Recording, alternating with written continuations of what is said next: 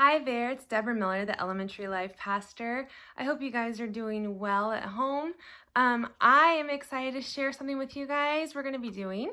We had a poll that I put out on the Elementary Life Facebook group, and most people responded back with their kids being most interested in a Zoom meeting. So this Sunday, we are going to have a Zoom meeting at 2 p.m.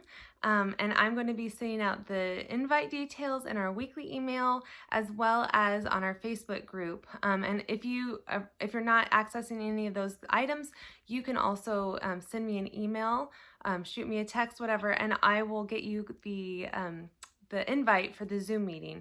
But I hope to see you guys there. I want to have as many of those faces I'm missing as possible, so that way we can all reconnect and just check in and see how everyone's doing, and we'll play a fun game or two as well. So be looking for that Zoom invite. This week we're talking about the prophet Jeremiah, which a lot of people already know, a very well-known verse from his book in the Bible. So I want you guys to look up with your mom and dad Jeremiah 29 verse 11, and you're going to find this special verse that I think speaks to most people. It's encouraging knowing how God formed us and knows us. A lot of people, it helps to know that the God of the universe knows you. And I know that means a lot to me. So read that verse again. It's Jeremiah 29 verse 11. And I want you guys to talk with your mom and dad about, what does that mean to you? What does it mean to know that God formed you? We're learning about how Jeremiah talked to God's people, gave them warnings to follow his laws. And of course, just like us, they struggle with following his laws. And so there's a consequence for not listening and obeying God. And I want you guys to take some time and pay attention to what happens to God's people when they disobey.